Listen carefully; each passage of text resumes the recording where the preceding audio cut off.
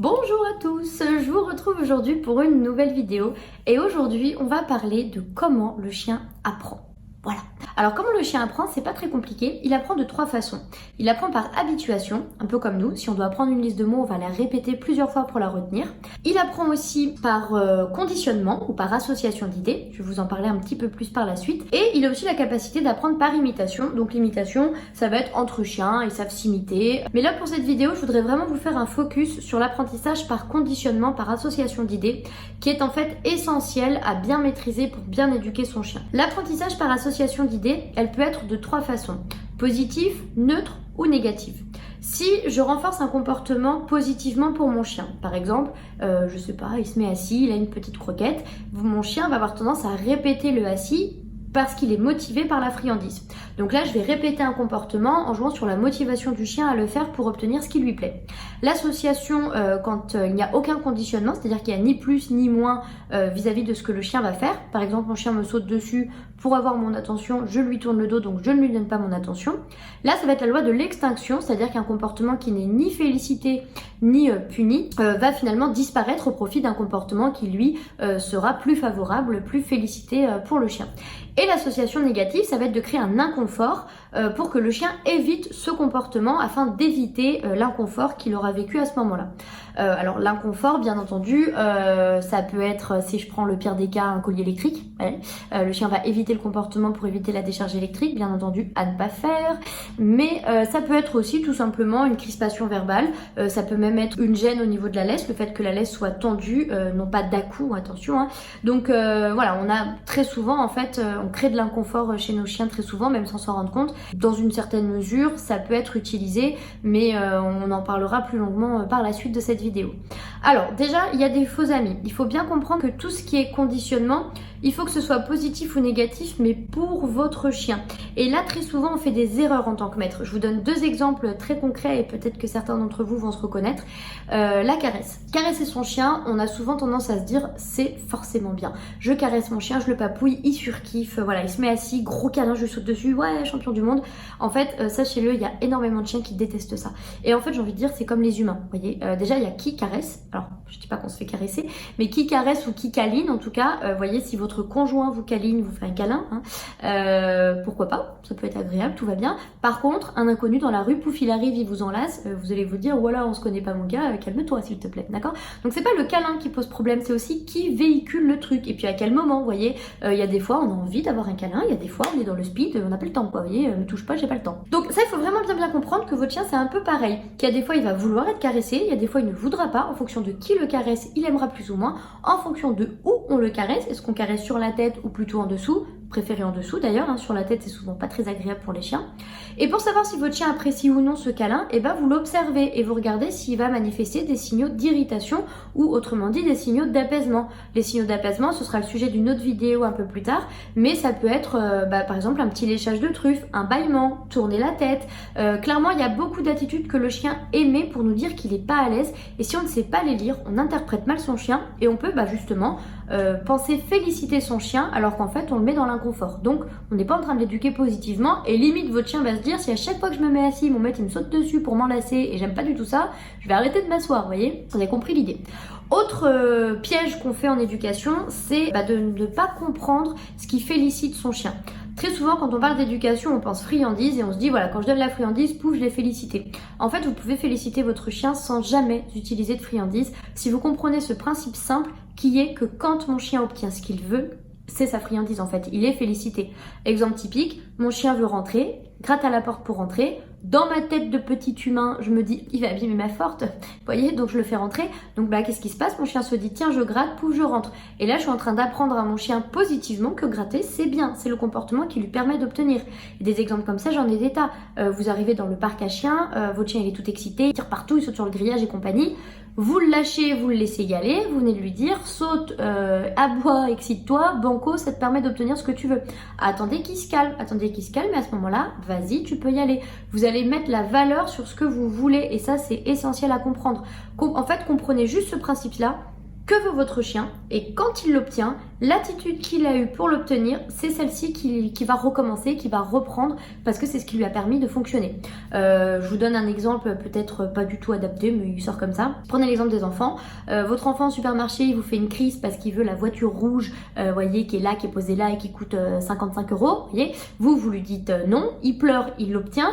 Il y a de fortes chances par la suite qu'il comprend qu'en faisant une bonne grosse crise, voyez, en vous mettant bien la honte dans le magasin, il obtient ce qu'il veut. Donc il va recommencer ça en fait. Alors c'est peut-être pas un bon exemple, mais moi je trouve qu'il me parle, donc je vous le donne. Crachez pas dessus en commentaire parce que j'ai fait un lien chien-enfant, j'assume. Voilà, en tout cas, il faut vraiment comprendre ça. Après, donc concernant l'apprentissage par association positive, ça, je pense que vous avez compris l'idée.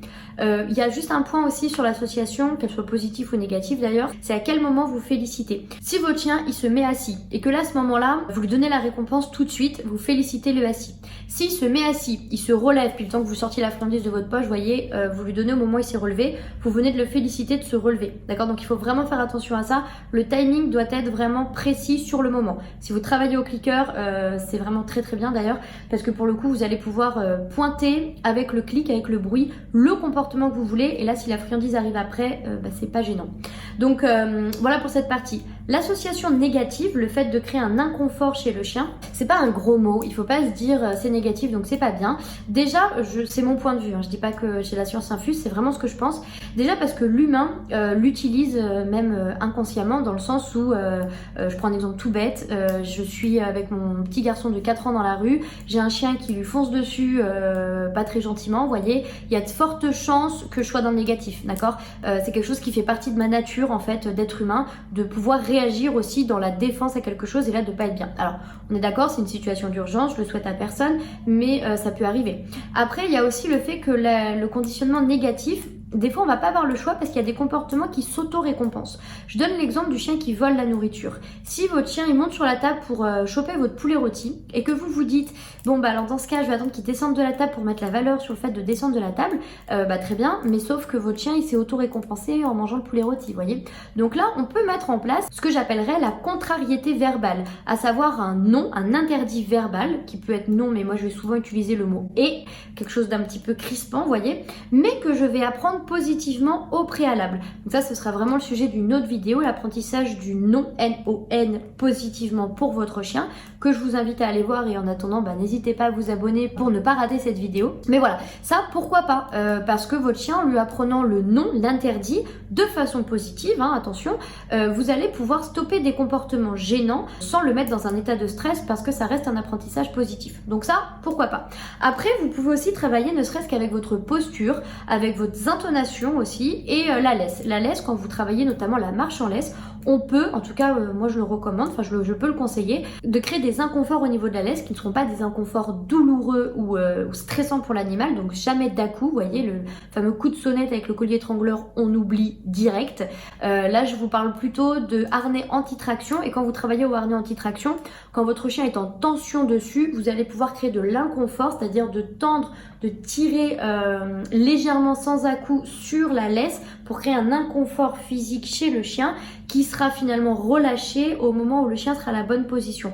Ça, pourquoi pas. Si c'est contrôlé, bien fait, adapté avec le bon matériel, etc., il n'y a pas de stress ou de douleur chez l'animal. Ce qu'il va falloir absolument éviter et ne jamais faire, c'est stresser ou faire mal à l'animal. Donc, les outils qu'on va tout de suite jeter, si vous les avez, vous les mettez à la poubelle direct. Collier électrique, collier à pic, collier étrangleur, même semi-étrangleur. Et on va vraiment oublier ce fameux à-coup ou toutes les autres sanctions physiques qu'on peut entendre. Ou, voilà, je ne veux même pas être au courant de tout ce qui peut se faire. Mais voilà, ça vraiment, c'est absolument à ne pas faire. Pourquoi? Parce qu'en fait, votre chien, vous le stressez. Vous le mettez dans un état d'alerte, un état de stress, de qu'est-ce qui va me tomber dessus aujourd'hui. Vous créez une relation avec lui qui est pas super positive. Et votre chien vous écoutera, oui, mais il vous écoutera pas pour les bonnes raisons. Il vous écoutera tout simplement pour éviter la sanction. D'accord? Donc, le niveau de stress est présent. Et un animal qui stresse apprend fatalement moins bien. Donc, il fera le minimum. Il fera ce qui lui permet de ne pas obtenir la punition sans chercher à faire plus. Parce que, on sait jamais, hein, si dans le plus, je ferai une connerie, je m'en prendrai une. Donc, voilà. Point trop d'infos comme on dit chez nous. Donc ça, pensez-y. Pour terminer, je voudrais juste vous raconter une histoire, alors, ça peut paraître bizarre mais écoutez la suite vous comprendrez, qui explique un petit peu ça et vraiment ma philosophie de travail. C'est tout simplement en fait une histoire que je raconte très souvent à mes stagiaires en formation, qui est l'histoire d'un psychiatre. Alors vous pouvez vous dire mais ça y est, la Chloé elle est partie dans un délire, attention on n'arrête plus. Mais bon, tant pis, j'y vais quand même dans mon délire. Donc c'est l'histoire d'un psychiatre qui doit en fait aller dans la maison maison de fous si vous voulez, l'asile, voilà, et pour voir si les fous sont toujours fous. Voilà, c'est son boulot de psychiatre, c'est sa journée, c'est parti, il y va. Donc il y va, il doit tester 3 fous ce jour-là, et il les fait venir à côté d'une piscine vide, et il dit au premier fou, bon bah saute. Le premier fou, bah il est fou, donc pouf, il saute, il se casse le bras. Le psychiatre, il dit, bon bah t'es toujours fou mon ami, remonte à l'asile. Il dit au deuxième fou, saute, voilà. Le deuxième fou, il saute, voilà, il se casse la jambe. T'es toujours fou, tu remontes à l'asile. Et le troisième fou arrive et puis lui dit, bon bah saute dans la piscine. Piscine vide, je vous le rappelle. Hein. Et là, le troisième fou lui dit, non, je ne saute pas. Le psy se dit, alléluia, j'en ai un qui n'est pas fou.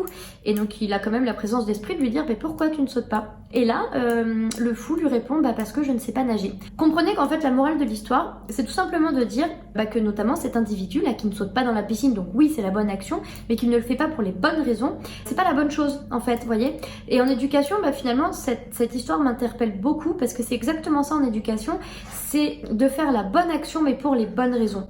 Et ça c'est essentiel parce que vous pouvez être un peu inhibant avec un chien, l'inverse de l'excitation, être un peu ferme avec un chien qui en aurait besoin, donc pour les bonnes raisons, d'accord, et le même comportement à ne pas faire absolument avec un autre chien, avec une autre sensibilité, parce que ce ne serait pas fait pour les bonnes raisons. Et il faut pas vous fier au résultat. Il y a des chiens, d'ailleurs tous les chiens, le résultat il peut arriver avec de l'éducation coercitive, hein, il n'y a aucun problème, les résultats ils sont présents, sauf que le chemin parcouru pour arriver à ce résultat, il est ultra négatif et il est absolument pas fait pour les bonnes raisons, d'accord. Et je finirai là-dessus, quand on se dit, voilà mon chien par exemple me saute dessus parce qu'il me domine, cette fameuse histoire de hiérarchie, je vous rappelle on a fait une vidéo dessus, je vous invite à aller voir avec un vétérinaire comportementaliste Stéphane Tardif, mais donc pour bien reprendre l'idée, quand on a la vision d'un chien qu'on doit dominer et que quand on va justifier cette action-là en me disant mon chien me saute dessus parce qu'il me domine, donc pouf, je le mets en soumission parce que comme ça, il comprend que c'est moi le chef de meute, le résultat on l'aura. Votre chien va arrêter de vous sauter dessus. Alors si vous réfléchissez pas plus loin, vous allez vous dire ma théorie elle fonctionne finalement parce que j'avais un chien qui me sautait dessus, parce qu'il me dominait, je l'ai soumis parce que c'est moi le chef de meute, hein, donc du coup pouf, il saute plus. Banco. Ma théorie est validée, vu qu'elle fonctionne. Pas du tout. En fait, votre chien a arrêté de vous sauter dessus, pas du tout pour une histoire de hiérarchie, parce que ça, en fait, ça n'existe pas. Il vous a sauté dessus, et donc il a compris qu'en sautant, il y avait une conséquence négative. Donc pour éviter la conséquence négative, il a arrêté de vous sauter dessus. D'accord? Donc il faut vraiment bien comprendre, d'abord, finalement à comprendre ce qu'est un chien. J'ai fait une vidéo dessus aussi, je vous mets en lien. Comprendre ce qu'est un chien pour avoir la méthode éducative qui correspond à ce chien, au chien de façon générale et à ce chien en particulier, parce qu'en fonction de la race, de la sensibilité, de la cause du problème, le plan de travail sera complètement variable et adaptable même au fur et à mesure des leçons, entre deux chiens avec deux problèmes on va dire équivalents, on n'aura pas forcément le même plan de travail parce que ce sera deux chiens complètement différents. Voilà, j'espère que je vous ai pas perdu dans toutes mes explications et toutes mes histoires. En tout cas, n'hésitez pas à commenter si vous voulez que je développe davantage ce sujet ou si vous avez des questions. Et moi, je vous dis à très bientôt pour de nouvelles vidéos. Salut!